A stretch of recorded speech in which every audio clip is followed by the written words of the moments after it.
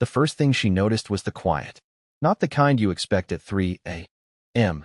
after a party, not sleepy silence. No, it was a different kind. The air had that eerie stillness, like something had left the room permanently and the walls knew it. She came in through the side door, heels in hand, jacket half off, mumbling to herself about how Brielle always overpours. Her laugh was still caught in her throat when she saw the TV screen, dark. The lamp I usually turned off before bed was still glowing in the corner. My slippers were gone from beside the couch. The air smelled untouched. Then her eyes caught it, the suitcase. It wasn't hers, and it wasn't in the closet. One suitcase was missing, mine, and there, right on the TV stand, exactly where she usually left her coffee cup in the mornings, was a folded piece of paper. Plain, no envelope, no name. But she knew. I left it there for her. On purpose. She froze. I know this because I watched the camera feed from my car. Yeah, that's right. I watched her come home. I watched her smile fade. I watched her pick up the note. The same note I wrote while she was out, laughing too loudly with Emmett, who somehow managed to be at every girl's night for the last 2 months. The same Emmett she swore I was crazy to worry about. The one she said was dating someone else. Yeah, that one. I watched her lips move as she read my words. She read them 3 times, like she couldn't believe someone like me, a guy she used to ignore mid-sentence, could find the spine to walk away without even slamming a door. And no, I didn't yell. I didn't flip the table or scream or call her a name. I just left the note. I left my ring on top of it, too, because I knew she'd look for it. And once I saw her sit down on the couch, holding the note in both hands like it was shaking, I turned off the feed. I didn't need to see her reaction after that, because the truth was already out, and I was already gone. I didn't expect her to call. Not that fast. I thought she'd sit in it longer, try to rationalize it, maybe pretend it wasn't real. But nope. First call came 7 minutes after she opened the note. Then another. And another. 18 in total, stacked like little bombs on my lock screen, lighting up my burner phone from the inside of my glove compartment. I didn't answer. I just stared at the screen while sitting in the parking lot of an all-night diner 2 towns over, listening to the rain thud against my windshield like it was cheering for me. I almost laughed. Almost. But then I remembered the photo. Because that's what really did it. Not the missed dinners. Not the weird perfume that started clinging to her clothes when she came home, late from paperwork. Not even the way she flinched when I touched her shoulder one night, like I wasn't allowed anymore. No, it was that single damn photo. I wasn't even trying to find it. I was updating her laptop, like I'd done a dozen times before. She always called me her tech guy, which I guess was her way of making me feel useful. She handed it over before the party that night, said it was running slow. I told her I'd run a cleanup while she was out. She smiled like she meant it. But when I went to transfer a backup of her files, purely out of habit, because I'm not some snoop, I opened a folder that shouldn't have existed. It was called Work Event Private. It wasn't private. And it definitely wasn't work. First picture? Her and Emmett in the back of a limo, his hand on her leg. Her laughing like a stranger. Second picture? A mirror selfie in a hotel room.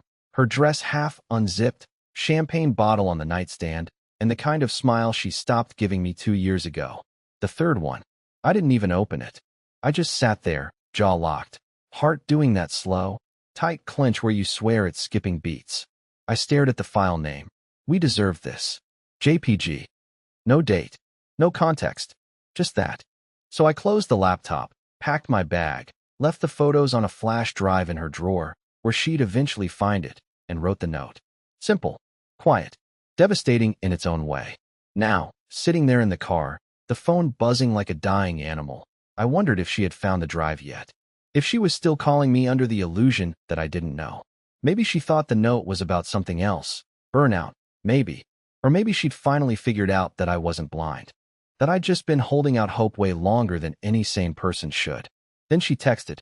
Just one line. Please come home so I can explain. Explain what exactly? That my suspicions were right. That every time she turned over in bed and muttered another man's name under her breath, it wasn't just a dream? That I hadn't been crazy when I asked why her friend called her at midnight while she was in the shower? I didn't reply. Instead, I started the engine and drove deeper into nowhere. I didn't have a destination yet. I didn't even know where I'd sleep next. But I knew one thing for sure. The second she read the final line of that note, the illusion she'd been living in shattered. Because the note didn't just say I was leaving. It ended with, "Ask Emmett if his wife enjoyed the pictures too." And that was only the beginning. I didn't sleep. Not because I couldn't. I was exhausted. But because my head wouldn't stop buzzing with the sound of her voice in my imagination. The fake softness she used when she knew she was caught. That same trembling tone she used when I found the receipt for the hotel room 3 weeks ago, and she gaslit me into thinking it was for a nurse conference. That voice haunted me more than the images. Because I used to believe it. I wanted to believe it. At 6:03 a.m., she called again. But this time, I didn't send it to voicemail. I let it ring. I stared at it long enough to watch the screen go black.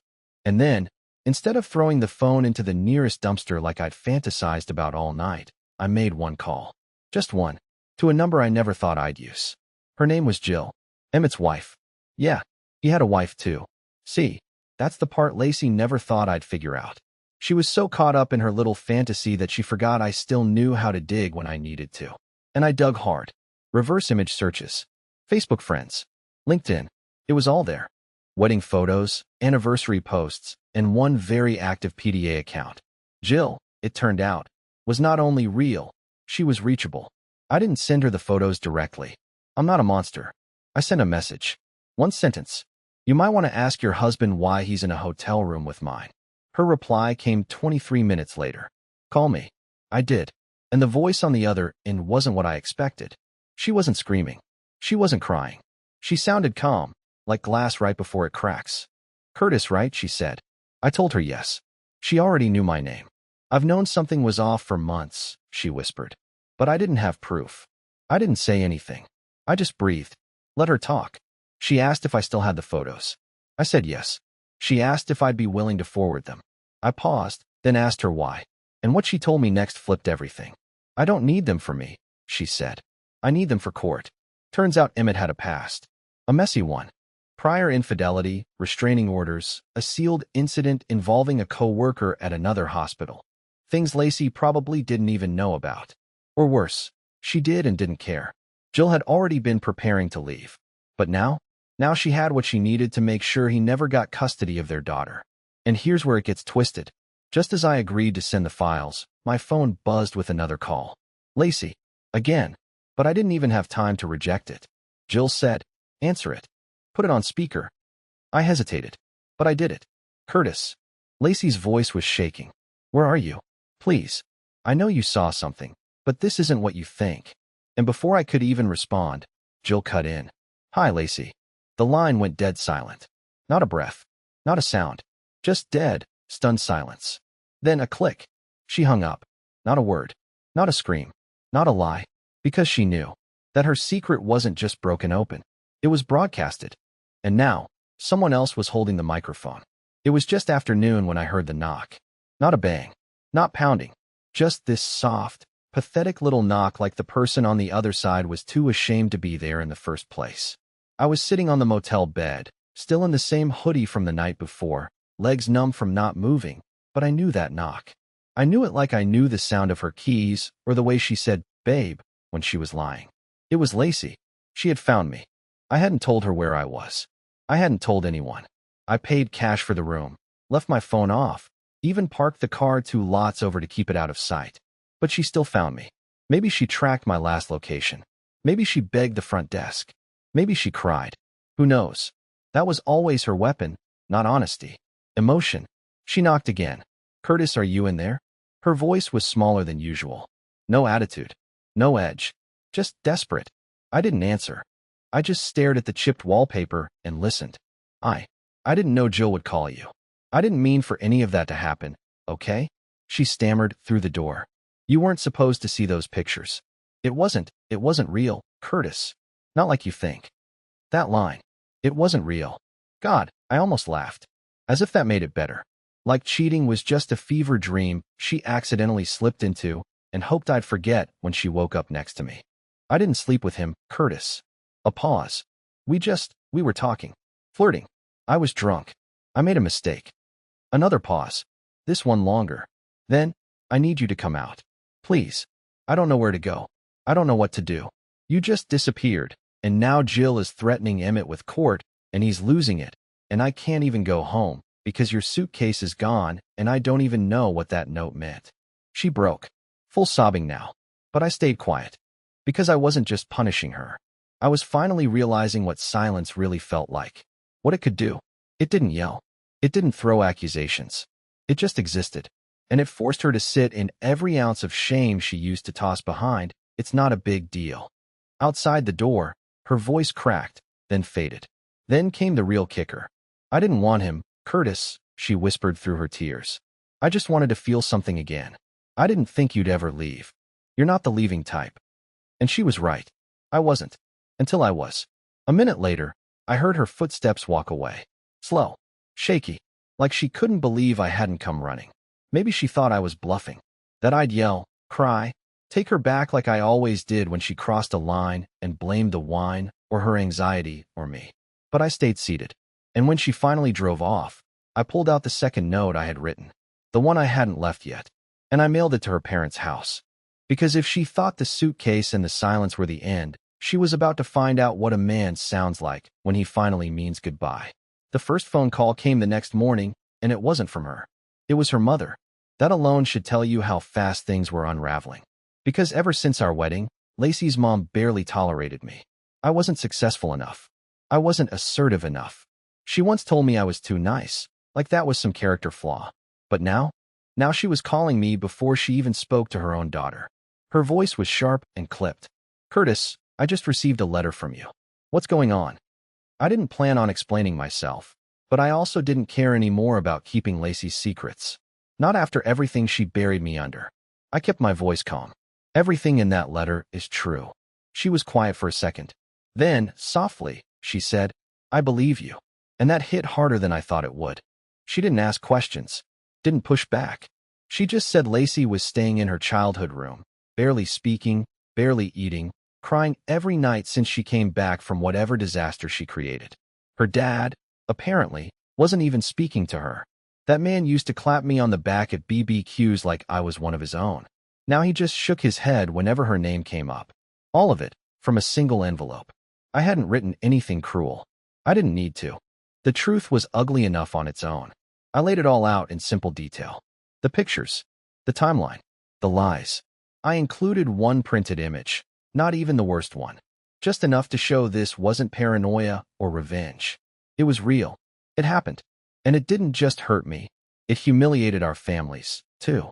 She was too careless to even cover her tracks. Her mom asked if we were going to try to work through it. I told her no. There was a pause.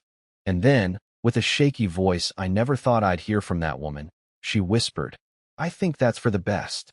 I ended the call politely, respectfully. I even thanked her. Then I hung up and stared at the ceiling for a long time, wondering how many versions of Lacey existed out there, and how many people she fooled with each one. That day, I got 4 more calls. 1 from her sister, 2 from mutual friends, and 1 from a block number that didn't speak when I picked up. I assumed it was her. The silence on the other end was almost familiar, like she didn't know how to talk to me now that she'd been seen. The weirdest part? I didn't feel angry anymore. I just felt done, like some rope had finally snapped and I didn't have to hold it together anymore. Her tears weren't my responsibility. Her shame, her panic, her destroyed little fantasy world, all hers now. For once, I didn't have to patch it up. I went out that night, just to sit somewhere that wasn't a motel bed. Got myself a burger. A cheap one, nothing fancy. But I actually tasted it. I wasn't checking my phone, waiting for an apology, waiting for her to beg. I wasn't anyone's emotional punching bag. And while I chewed that last bite, I realized something that hit harder than anything she ever said to me. I wasn't the broken one. I was just the one who stayed too long in someone else's mess. I didn't plan to meet anyone. That's not what this was. I wasn't trying to move on or play some rebound game to get back at her. I wasn't even sure I knew how to connect with another human being after what Lacey put me through. But sometimes life drops something quiet in your lap, and you don't even realize it's healing you until it's already happening. Her name was Morgan. She worked the night desk at the motel, wore oversized sweaters, had chipped black nail polish, and offered me a discount on vending machine snacks after I locked myself out of my room one night. We didn't flirt. We just talked. About dumb stuff at first. Weather, books, music, and eventually about the real things. She never pried. She never judged. She just listened. I think that's what broke me. Not her smile. Not her kindness. Just the fact that for the first time in a long, long time, I wasn't being dismissed while I spoke. We shared coffee once. Just coffee. In the lobby. I laughed. Actually laughed. For the first time in what felt like years. It felt like stretching muscles I didn't know had atrophied. I didn't think much of it. I wasn't falling in love or anything. But Lacey saw us. I didn't know she was watching. I didn't even know she was there. She must have followed me. Or waited. Or maybe she was just lurking around, trying to catch me off guard.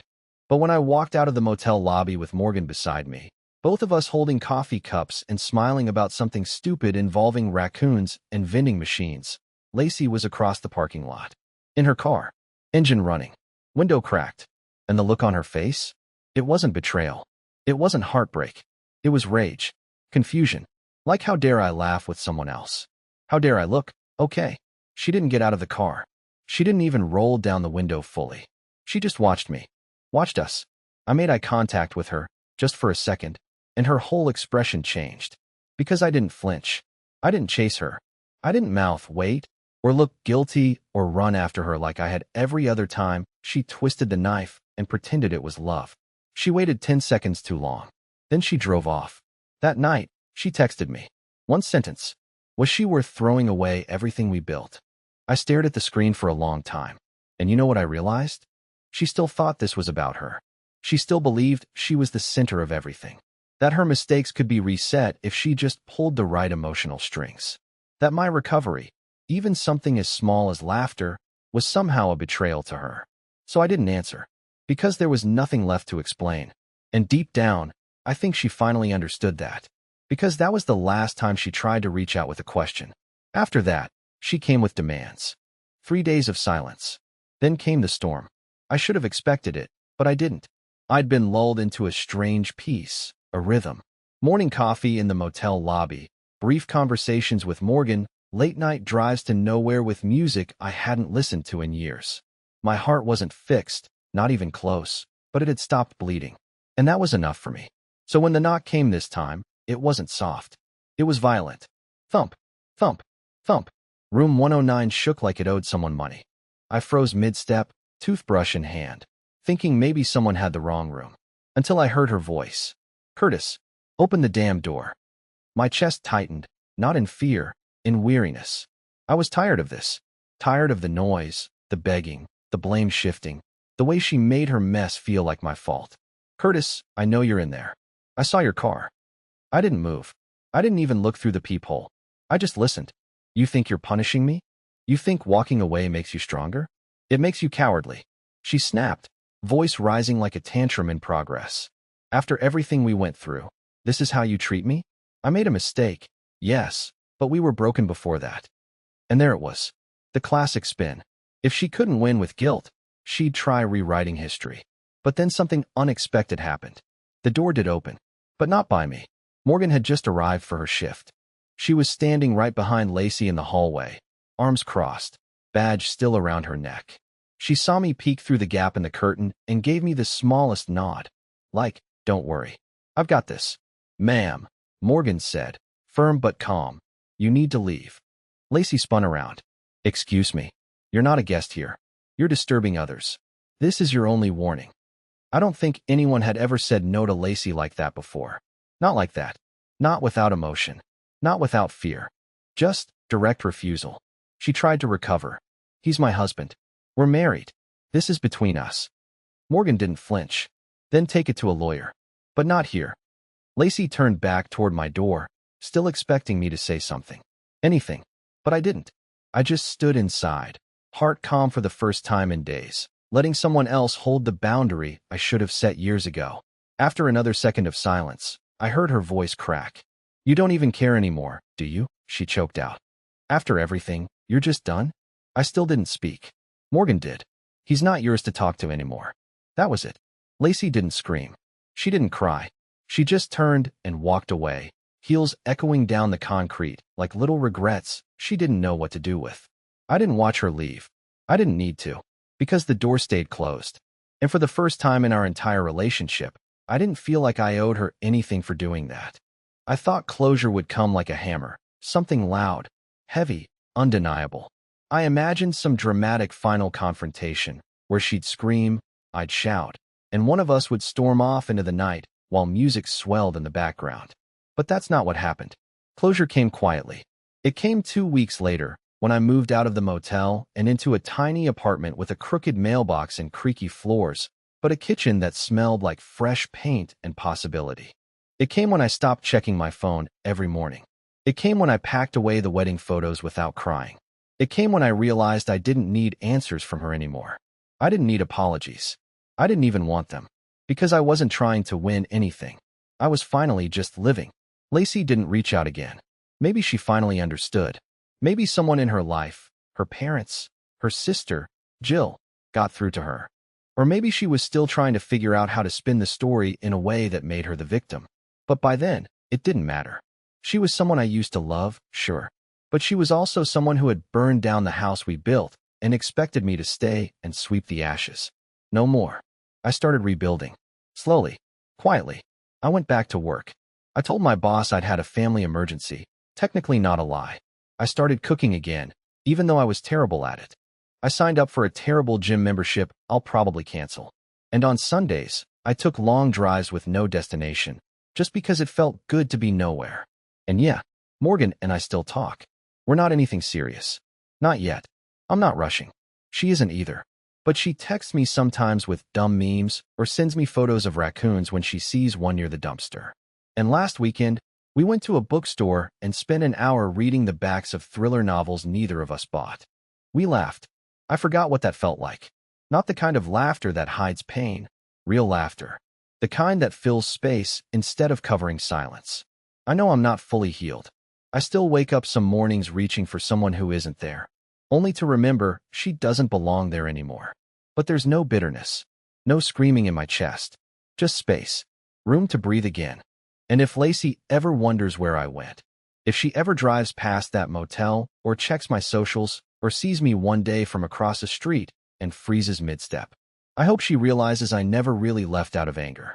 I left because staying meant losing myself completely. And I've spent far too long being someone else's version of a man. Now, I get to be my own.